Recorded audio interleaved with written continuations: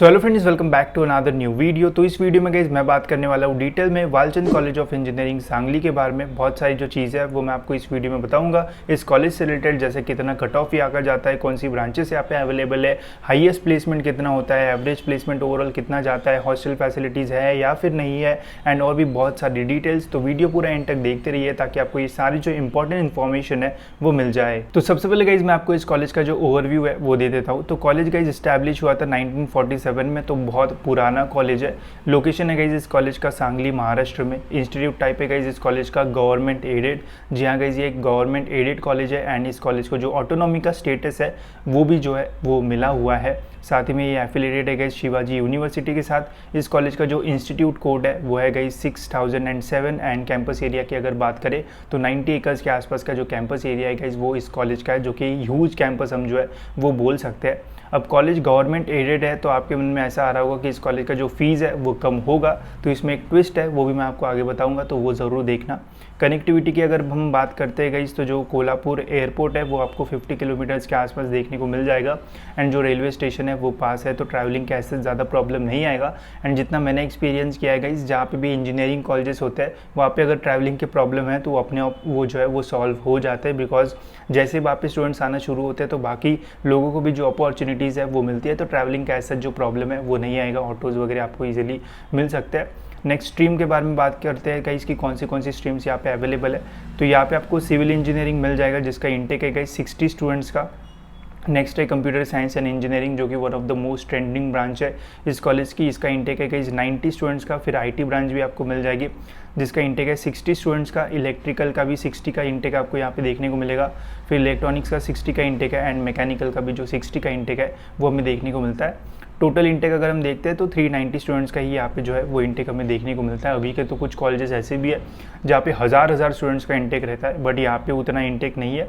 तो एक अच्छी भी बात है, जितना कम इंटेक रहेगा उतना ही आपको कॉलेज लेवल पे जो कंपटीशन है वो कम मिलेगा एंड यहाँ पे जितने भी स्टूडेंट्स हैं वो भी अच्छे लेवल के आते हैं, तो आपको मतलब हेल्दी कंपटीशन भी मिलेगा एंड एकदम मतलब भीड़ भाड़ नहीं लगेगी। तो इंटेक मुझे इतना ही अच्छा लगता है, बिकॉज 200-250 का इंटेक रहता है तो बहुत ज़्यादा स्टूडेंट्स हो जाते हैं। कट ऑफ्स की अगर बात करते हैं गाइस तो MST CET कट ऑफ्स अगर मैं आपको बताऊं तो देखो, सिविल इंजीनियरिंग का जो कट ऑफ है वो 93 के आसपास जो है वो इस कॉलेज का जाता है, ठीक है। MST CET के ये ओपन कैटेगरी के कैपराउंड 1 के कट ऑफ से, ठीक है। एंड CSE का अगर हम देखते हैं तो 99.32 के आसपास जो है वो कट ऑफ जाता है। अगर हम टॉप 5 की लिस्ट बनाती है इंजीनियरिंग कॉलेजेस की पूरे महाराष्ट्र में तो ये कॉलेज आ सकता है उस लिस्ट में, इतना अच्छा ये कॉलेज है। एंड रैंक आप देख सकते हो, अगर 1000 रैंक के आसपास आपका रैंक है ओपन कैटेगरी में तो आपको ये कॉलेज मिल सकता है। अगर आप कैटेगरी से बिलोंग करते हो तो थोड़ा जो कट ऑफ है वो कम हो सकता है। आईटी का भी हमें 99 के आसपास ही परसेंटाइल देखने को मिलता है, बट अगर रैंक आप देखोगे तो थोड़ा नीचे एज़ कम्पेयर टू CSE। तो अगर आपका 1500 के आसपास रैंक के कैटेगरी में आप बिलोंग करते हो तो आपको ये कॉलेज मिल सकता है सेकेंड एंड थर्ड राउंड में। फर्स्ट राउंड में भी मिल सकता है अगर 1000 के आसपास रैंक है तो आपका, ठीक है। इलेक्ट्रिकल का फिर नीचे जाता है 96 के आसपास, 5-6 हज़ार के आसपास रैंक जाता है। इलेक्ट्रॉनिक्स का आप देख सकते हो 98 के आसपास है एंड मैकेनिकल भी यहाँ का अच्छा है, 96 के आसपास जो कट ऑफ है वो जाता है। तो ओवरऑल सबसे कम जो कट ऑफ है वो सिविल का है एंड सबसे ज़्यादा जो कट ऑफ है वो हमें कंप्यूटर साइंस ब्रांच का यहाँ पे जो है वो देखने को मिल जाता है, ठीक है। मोड ऑफ एडमिशन की अगर हम बात करें गाइस तो MST CET का जो स्कोर है वो यहाँ पे एक्सेप्ट जो है वो किया जाता है। इसके लिए आपको MST CET के एग्जामिनेशन जो है वो देना पड़ेगा। साथ ही में जो एडमिशन प्रोसेस है गाइस वो MST CET की जो काउंसलिंग प्रोसेस होती है उससे ही आपके यहाँ पे जो एडमिशन है वो होगा। ये पूरी जो प्रोसेस है वो मैं डिटेल में कवर करता हूँ, तो एडमिशन के टाइम आप मेरे वीडियोज़ रेफर कर सकते हो, उससे आपको समझ में आ जाएगा। अब आपके मन में डाउट होगा कि क्या हम यहाँ पे JEE के स्कोर के थ्रू जो है वो एडमिशन ले सकते हैं या फिर नहीं। तो देखो गाइस, जो भी कॉलेजेस गवर्नमेंट होते हैं या फिर गवर्नमेंट एडेड होते हैं वहाँ पे जो है वो आप JEE के थ्रू जो है वो एडमिशन नहीं ले सकते हो। अभी जैसे COEP जो है वो पहले गवर्नमेंट था तो वहाँ पे जो है वो आप एडमिशन नहीं ले सकते थे JEE के स्कोर पे। अब वो जो है वो टेक्नोलॉजिकल यूनिवर्सिटी बन चुका है, यूनिवर्सिटी ऑटोनॉमस वो कॉलेज बन चुका है, तो इसलिए वहाँ पे अब आप जो है वो JEE के थ्रू एडमिशन ले सकते हो। बट वालचंद कॉलेज में अभी भी एक गवर्नमेंट एडेड ही है, तो यहाँ पे आप जो है वो JEE के स्कोर के थ्रू जो है वो एडमिशन नहीं ले सकते हो। अगर इन फ्यूचर कोई अपडेट आता है तो वैसे मैं आपको बता दूंगा। एंड अगर आपको ये चेक करना है कि कहाँ पे गवर्नमेंट सीट्स गवर्नमेंट कॉलेजेस में या फिर कोई भी कॉलेज में JEE का स्कोर एक्सेप्ट किया जाता है या फिर नहीं, तो आप जो है वो सीट मैट्रिक्स में चेक कर सकते हो, वो आपको मेरे टेलीग्राम के ग्रुप पर जो है वो मिल जाएगा, ठीक है। नेक्स्ट है इस फीस स्ट्रक्चर। अब फीस स्ट्रक्चर जो है वो थोड़ा अलग सा है, जो कि मुझे अच्छा नहीं लगा इस कॉलेज के बारे में। अब दिखाता हूँ मैं यहाँ पे क्या मुझे जो चीज़ है वो अच्छी नहीं लगी। तो आप देख सकते हो गाइस, ये है FY BTech का ऑल ब्रांचेस का फीस स्ट्रक्चर। ट्यूशन फ़ी है गाइस यहाँ पे 15,000 रुपये, ठीक है। तो ओपन कैटेगरी को सभी को 15,000 रुपये ऐसे ट्यूशन फ़ी दी हुई है, ठीक है। फिर नेक्स्ट है गाइस डेवलपमेंट फीस। अब जो डेवलपमेंट फ़ीस है वो है ऑलमोस्ट 40,000 के आसपास, ठीक है। तो जितनी ट्यूशन फ़ी नहीं है उससे डबल तो यहाँ पे जो डेवलपमेंट फ़ीस है वो दी हुई है। एंड डेवलपमेंट फ़ीस इतनी क्यों है वो भी आगे बताता हूँ। अदर फीस अगर हम देखते हैं तो 26,000 अदर फीस है, ठीक है। And CMD refundable, college and SU fees, extra fees जो भी है, इसका कुल मिला के ओपन की जो फ़ीस है वो जाती है 85,000 के आसपास, ठीक है। अगर हम प्राइवेट कॉलेजेस से कंपेयर करते हैं तो फीस स्ट्रक्चर कम है। प्राइवेट ऑटोनोमस का ऑलमोस्ट 1,60,000 के आसपास फीस जाता है। उससे कंपेयर अगर हम करते हैं तो ठीक है, ओपन वालों को तो यहाँ पे मतलब जो कंसेशन है वो मिलेगा, ऐसा आप समझ लो, ठीक है। बट वही SC का अगर देखते हैं तो SC का भी 4,670 यहाँ पे फीस है, तो वो भी कम है, उसका भी कोई प्रॉब्लम नहीं है। अब OBC की बात करते हैं, ठीक है। तो OBC का आप यहाँ पे देख सकते हो। OBC में अगर आप OBC के थ्रू आपका अगर आप एडमिशन होता है तो आपको स्कॉलरशिप मिलते हैं, जिसमें गवर्नमेंट आपकी जो ट्यूशन फ़ी है वो पे करता है एंड उसमें एक्स्ट्रा आपको बेनिफिट्स मिलते हैं, ठीक है। तो यहाँ पे आप देख सकते हो to be receive from government, तो 15,000 गवर्नमेंट भरेंगे, बाकी सारी जो फीस है वो आपको पे करना पड़ेगा, जिसके कारण OBC होने के बावजूद भी आपको यहाँ पे 70,000 के आसपास जो फीस है वो भरना पड़ता है। एंड जनरली ऐसा हमें काफ़ी कम कॉलेज में देखने को मिलता है कि ट्यूशन फ़ी कम है एंड डेवलपमेंट फ़ीस ज़्यादा है, ठीक है। तो यहाँ पर डेवलपमेंट फ़ीस उन्हें पता है कि स्टूडेंट को भरना ही पड़ता है, तो यहाँ पे एक्स्ट्रा जो फीस है वो आपको देखने को मिल जाएगी। TFWS में भी वही कि देखो, अगर आप TFWS से कोई भी कॉलेज लेते हो तो बहुत कम फीस पे करना पड़ता है, क्योंकि ट्यूशन फ़ी हमेशा किसी भी फीस स्ट्रक्चर में ज़्यादा रहता है। बट यहाँ पे ट्यूशन फ़ी बहुत कम है, तो TFWS में ट्यूशन फ़ी खत्म हो जाएगी, बाकी सारी फीस आपको भरना पड़ेगा। तो आप देख सकते हो ऑलमोस्ट 70,000 के आसपास आपको जो फीस है वो TFWS के थ्रू भी अगर लगता है तब भी आपको यहाँ पे जो है वो भरना पड़ेगा, ठीक है। तो इस कॉलेज के लिए मैं आपको ये सजेस्ट करूँगा कि आप TFWS से अप्लाई मत करना, बिकॉज TFWS का जो कट ऑफ है वो सभी कट ऑफ से ज़्यादा रहता है, ठीक है। एंड यहाँ पे आपको TFWS से एज सच कोई भी जो बेनिफिट्स है वो भी नहीं मिलेंगे।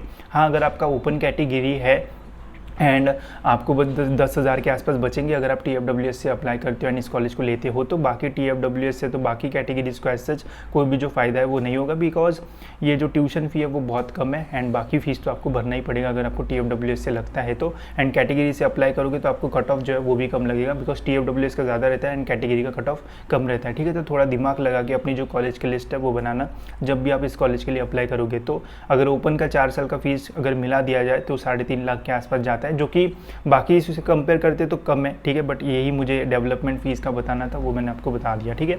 अब बात करते हैं इस प्लेसमेंट के बारे में। अब प्लेसमेंट जब हम देखेंगे तो इस फीस स्ट्रक्चर के बारे में आप जो है वो ज़रूर भूल जाओगे, इसकी मैं आपको गारंटी देता हूँ, ठीक है।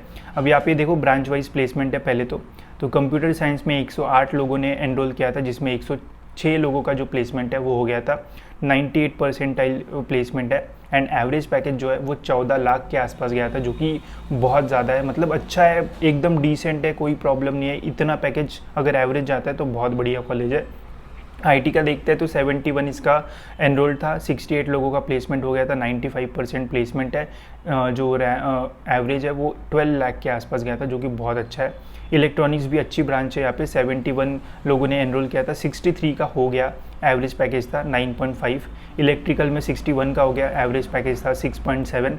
मैकेनिकल का था 6.8, जो कि डिसेंट है। अगर आप अच्छे से अच्छे कॉलेज में भी जाते हो तो मैकेनिकल एंड सिविल में स्टार्टिंग में जो कंपनीज आती है उनका जो पैकेज है वो कम रहता है, तो यहाँ का अगर आप एवरेज पैकेज देखोगे तो ये अच्छा पैकेज है। एंड अगर आप यहाँ पे सिविल मैकेनिकल करना चाहते हो ज़रूर कर सकते हो, अच्छी आपको जो अपॉर्चुनिटीज़ है वो यहाँ पे मिल जाएगी। अगर टोटल देखते हैं तो 448 स्टूडेंट ने अप्लाई किया था, 391 का प्लेसमेंट हो गया, 87.28 का प्लेसमेंट परसेंटाइल था एंड एवरेज आप देख सकते हो 10 लाख का जो पैकेज है वो यहाँ पे जाता है, जो कि बहुत अच्छा है। अब बात करते हैं हाईएस्ट पैकेज के बारे में। तो यहाँ पे गाइस जो कंपनीज़ है वो बहुत अच्छी आती है, जैसे यहाँ पे गूगल भी आई थी जिसने ऑफ़र किया था 52 LPA का पैकेज, ठीक है। अमेजोन ने 45 LPA का जो ऑफ़र है वो किया था। अब देखो, अगर कोई कॉलेज में गूगल आती ही नहीं है तो आपको अपॉर्चुनिटी नहीं मिलेगी, ठीक है। तो अगर इस कॉलेज में एडमिशन लेते हो तो आपको ये बड़ी जो अपॉर्चुनिटीज़ है वो कॉलेज कैंपस लेवल पे ही मिल जाएगी। तो अगर आपके अंदर वो पोटेंशियल है तो आप बड़ा जो पैकेज है वो ज़रूर निकाल सकते हो। लिंक्डइन ने ऑफर किया था 43 का, माइक्रोसॉफ्ट भी आती है 43 का, फिर राउटिन 33 का, फिर न्यूटानिक्स 28, VMware 28, Morgan Stanley 25, Goldman Sachs 23। तो ऐसे बहुत सारे यहाँ पे हाई पैकेज वाले वाली जो कंपनीज़ है वो आई थी। अब ऑफर्स जो है वो देख सकते हो, नंबर ऑफ़ ऑफर्स 1 है, बट अगर देखो अगर आपके अंदर पोटेंशियल है तभी आप इन कंपनीज़ में जो है वो वोट पाओगे एंड एक बहुत ही बढ़िया स्टार्टिंग जो है वो अपने करियर को दे सकते हो। तो अपॉर्चुनिटी वाइज ये जो कॉलेज है वो बहुत अच्छा है। अगर आपको एक अच्छा कॉलेज चाहिए तो इसके लिए ज़रूर जा सकते हो, आपको सभी ब्रांचेस में अच्छी खासी जो अपॉर्चुनिटीज़ है वो यहाँ पे मिल जाएगी, ठीक है। अब बात करते हैं हॉस्टल फैसिलिटीज़ के बारे में, क्योंकि मुझे पता है काफ़ी सारे ऐसे लोग हैं जो कि अदर देन होम यूनिवर्सिटी के और से अप्लाई करेंगे। जैसे ये सांगली में कॉलेज है तो नागपुर के भी जाएंगे, पुणे के भी जाएंगे, मुंबई के भी जाएंगे, ठीक है। तो कॉलेज अच्छा है तो कहीं से भी स्टूडेंट कहीं पे भी जा सकता है, तो हॉस्टल बहुत इंपॉर्टेंट हो जाता है। तो यहाँ पे हॉस्टल फैसिलिटी अवेलेबल है both for girls and boys. Hostel a lot on merit basis, ठीक है। तो मेरिट बेसिस पे यहाँ पे हॉस्टल अलॉट होता है, लिमिटेड सीट्स रहेगी, जिनका मेरिट रहेगा उन्हें हॉस्टल मिलेगा। हॉस्टल की जो फीस है वो 16 से लेके तो 20,000 के बीच में जो है वो रहती है पर अकेडमिक ईयर, जो कि कम मुझे लग रही है। एंड अच्छी अभी हॉस्टल कैसा है वो जाके ही पता चलेगा। तो जब आप हॉस्टल के लिए देखोगे तो पहले हॉस्टल एक बार चेक कर लेना, उसके बाद ही लेना, ठीक है। नहीं तो आप पीजी वगैरह भी जो है वो ले सकते हो।